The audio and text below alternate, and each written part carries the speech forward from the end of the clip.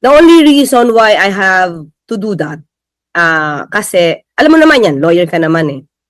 Protection. I mean, diba, kung ikaw makakatanggap nun, at alam mo na itong mga taong to ay may kakilala, may kaugnayan sa mga taong may kakilalang assassin na taong kayang magbanta on air sa Pangulo, sa First Lady, at sa dating House Speaker, maaalarma ka. Because may kapasidad. May kapasidad. So, kung sinasabi nila bakit yung iba daw ay nagde-detect sa akin. Actually, Atty. Danny, to tell you the truth, hindi ko alam kung may iba pang nagbabanta sa akin. Hindi ko rin naman alam na kung hanggang saan ang galit nila sa akin, lalo na nung napasok ako sa Malacanang. At alam ko naman kung sino yung mga galit na galit sa atin. At kumbaga, kung makapagmura ay sagad. Kumbaga, sabi nga nila, sagad. Para pag-usapan ng usapin yan, makakausap natin mismo si PCO Undersecretary Claire Castro. Good morning, Yusek Claire. Welcome back sa Usaping Legal. Attorney Danny Galang po. Kayo ay napapakinggan sa Radyo Pilipinas at napapanood din sa PTV. Yes, good morning, Attorney Danny, and of course, sa lahat na nanonood sa ating programang Usapang Legal. Good morning po. Ayan, Yusek. Ito, sinampahan ho kayo ng kaso ni Representative Leviste. Sa kanyang pahayag ho sa media kahapon, sinabi niya na wala naman ho daw siyang galit sa inyo, walang personalan at gusto lamang hong depensahan niya yung kanyang sarili. So ano ho yung reaksyon niyo dito? At yun nga ho, may galit ho ba? May lungkot? May dismaya? Ako naman din ay walang galit sa kanyang personal, Attorney Danny. At iginagalang ko ang kanyang ina, na si Senator Loren Legarda. At nagkataon lang kasi, Attorney Danny, na siya ang laging laman ng balita. So kapag meron na balita sa kanya, hindi maaaring hindi siya mapag-usapan. Lagi naman din siya nasa media, nagpapa-interview. So may mga pagkakataon, alam mo naman, pagka ang mga tao, especially pagka ang kanilang binablog ay about political or current issues, hindi maaaring hindi siya masama sa content. So, ang naging issue lang dito ay nung kinontent natin ang isang episode kung saan nagsalita mismo si Ombudsman Remulla about dito sa prangkisa na di umano ay ibinenta yung kumpanya na may prangkisa. So doon tayo nagkaroon ng reaction at tayo bilang lawyer ay nag-explain sa ating mga viewers kung anong consequence ng conflict of interest, lalo na kung ang kumpanya mo ay nakikipag-deal sa gobyerno at ikaw ay taga-gobyerno, lalo na ikaw ay miyembro ng House of Representatives. So, hindi ito malicious, hindi ito libelous dahil ina-explain mo doon sa viewers mo kung ano yung nasa batas.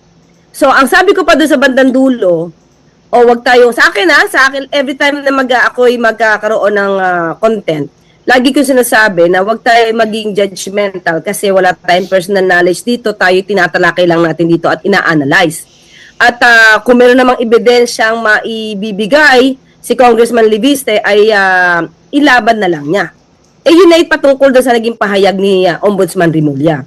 So, with that, wala ako nakikitang malicious, wala ako nakikitang libelous, at hindi ko alam at ako lang yung kanyang, ako talaga yung tinatarget kasi sasabi niya siya daw yung parang targeted attack. Actually, ako yung na-target. Dahil hindi sa atin nagsimula ang news kay Ombudsman Remulla at hanggang ngayon ay tinatalakay pa rin ni Ombudsman Remulla ito. At kay Secretary Garin. So, pero ako lang sa lahat ng mga nag-content, ako lang ang kanyang tinarget. So, dahil ba ako ang spokesperson, press briefer or press officer ng palasyo at ayaw nila yung aking mga kino-content, lalo na kung didibunk natin ang mga fake news peddler. So doon naman yun lalo na kung hindi ka kaalyado ng Pangulo at hindi gusto mo na ibagsak ang Pangulo, nananawagan kang mag-resign ang Pangulo, ay malamang talagang hindi ka matutuwa sa mga sinasabi ko. Kasi ako, ang sinasabi natin ay programa ng Pangulo at nire-refute natin yung mga false accusations at yung mga fake news nila. So talagang hindi nila ako magugustuhan at yun ba yung dahilan kung ba't nila ako na-target? Saan tanong natin, sino ba yung advisor ni Congressman Leviste? Sino ba yung mga counsels ni Congressman Leviste? And yun nga ho, he mentioned na si Ombudsman Remulla hindi niya sasampahan ng kaso dahil niya ako kaibigan ng kanyang ina. And kakibat ho nung kaso is 110 million in damages. Ano hong reaksyon nyo dito? Tila masyadong malaki ho itong hinihingi ho niyang damages laban sa inyo, ano? Yan po talaga, kapag ka po mayaman, at sabi naman niya lagi, siya naman ay may pera at mayaman po siya. So siguro yan po talaga yung mindset ng isang mayamang katulad niya. So sa kanyang press conference ho kahapon, naging emotional ho si Representative Leviste dahil sa mga di umanong banta ho sa kanyang sa kanya kaugnay ho doon sa Cabral Files at sa mga nalalaman ho niya dito sa flood control project. So ano ho yung reaksyon niyo ho dito? May lawyer naman siya, oh. Pablato nila. Ako nga, nagpablato na may death threat sa akin, eh. Pablato niya kung totoo. Pakita niya yung mga text, pakita niya yung mga ano. Sana, sana totoo yung mga nagte-text sa kanya. Pablato niya. Yun lang yun. Di ba? Wala ka namang gagawin kundi pablato niya. Pero sa tingin niyo ho ba totoo ho yung mga sinasabi ho niyang banta talaga sa kanyang sa kanya ho dahil ho dito sa Cabral Files? Siya lang makakapagsabi niyan. Hindi ko na nga rin alam minsan yung mga kwento ni Congressman Leviste. Lalo na nung nag-explain siya tungkol dito sa Solar Philippines, ang gulo-gulo, ang dami-dami ng kumpanya. Hindi mo na alam kung saan ba sinasabi niya yung 24 billion na multa kung saan. Dahil sabi niya marami siya mga maliliit na kumpanya. Pero maliwanag naman explanation ni Secretary Sharon Garin, eh.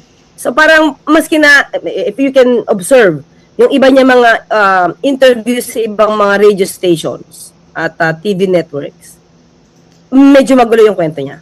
So, maliligaw ka. So, sana liwanagin niya muna yung kwento. Ito, on the other side naman ho, Yusek, no? Nitong nagdaang linggo, nag-file din ho kayo ng report sa NBI laban naman kay former Press Secretary Trixie Cruz Angeles at Ahmed Paglinawan kaugnay sa mga di umanong banta sa inyong buhay.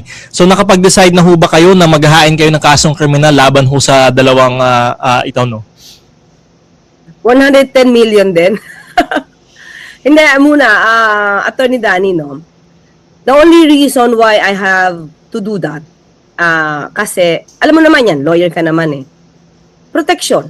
I mean, diba, kung ikaw makakatanggap nun, at alam mo na itong mga taong to ay may kakilala, may kaugnayan sa mga taong may kakilalang assassin na taong kayang magbanta on air sa Pangulo, sa First Lady, at sa dating House Speaker, maaalarma ka. Because may kapasidad. May kapasidad. So, kung sinasabi nila bakit yung iba daw ay nagde-death sa akin. Actually, Atty. Danny, to tell you the truth, hindi ko alam kung may iba pang nagbabanta sa akin. Hindi ko rin naman alam na kung hanggang saan ang galit nila sa akin, lalo na nung napasok ako sa Malacanang. At alam ko naman kung sino yung mga galit na galit sa atin. At kumbaga, kung makapagmura ay sagad. Kumbaga, sabi nga nila, sagad to the bones. Actually, Atty. Danny, hindi lang yun yung sinabi, kung nabasa mo yung post nila, may mura yun. Kung nakita mo, PAKYU. Minura pa tayo. Wala, sa atin naman walang problema kung babati ko sila. Pero iba kasi yung may papabanta sa buhay mo. Ibang level yun, eh.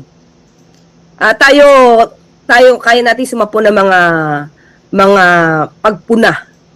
Okay? Sana wag lang yung pagpuna nila, wag naman sana daanin din sa fake news. Kasi ang dami-daming pumupuna, iba-ibang kwento na. Diba? Yun lang sana kasi ang kawawa dyan, hindi lang ako ang kawawa dyan, yung mga tao maaari maniwala sa inyo na sa mga kasinungalingan nila. Yan naman ang tingin ko naman na balak talaga nila. Mapalawig yung kanilang kasinungalingan para masira yung katotohanan. Diba? So yun lang yun. Pero sana wag lang magbanta, wag lang fake news, at iwasan na rin magmura. Wag nilang gayahin yung mga idolo nila, sanay na sanay magmura.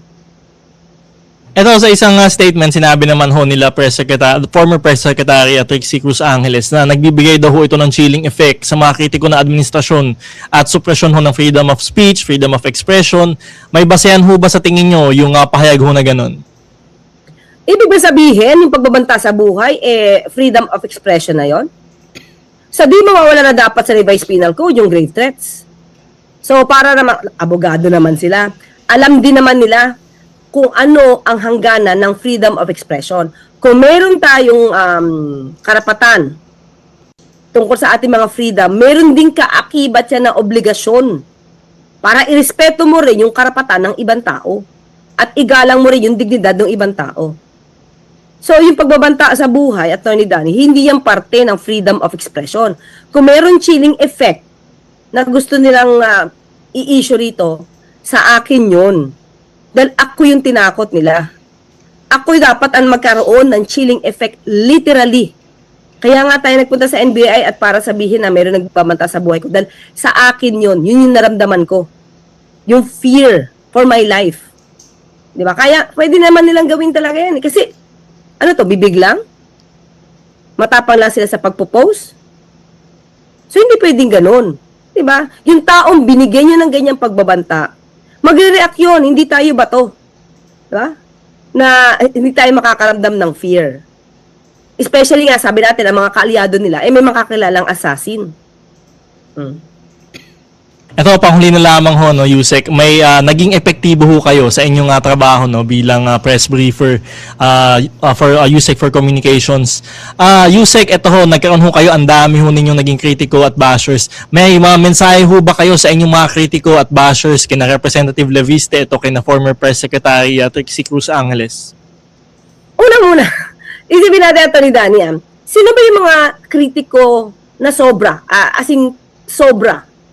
At basher. Kasi yung mga kritiko na legal, walang problema yun eh. I mean, yung legit yung issue nila, walang problema yun kasi pwedeng masagot yun. Pwedeng mapagpaliwanagan yun. Pwedeng itama or pwede tayong makinig para ma-i-adjust ng gobyerno ang trabaho. Pero yung alam mo na obstructionista, kahit anong gawin mo, bulag sa katotohanan, bulag sa nagiging trabaho ng Pangulo, bulag sa nagiging trabaho ng PCO. May ganon. Na kahit anong gawin mo, na ipagpapakita ng trabaho ng Pangulo, sasabihin nila walang ginagawa ang Pangulo. Ibang level yon.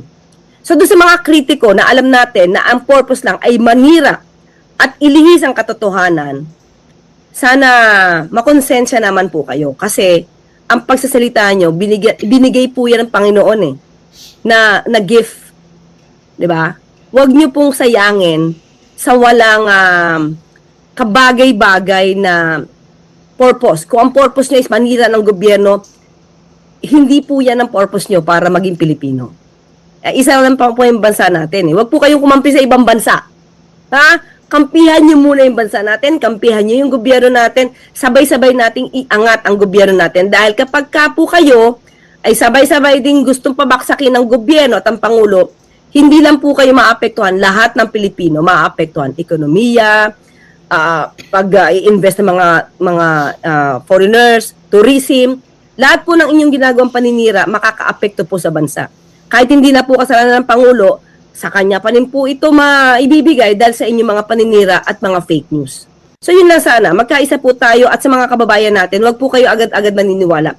Tignan niyo po yung source. Kung ang source po niyan ay gusto lang pabaksakin ng Pangulo dahil meron silang gustong iangat, mag-ingat po kayo dyan. Maging mapanuri sa mga bawat sasabihin ng mga ito. Tama ho yan, maging critical ho tayo, lalo na sa mga lumalabas ho sa social media. Maraming salamat ho sa inyong oras, Yusek Claire Castro. Maraming salamat, Attorney Danny.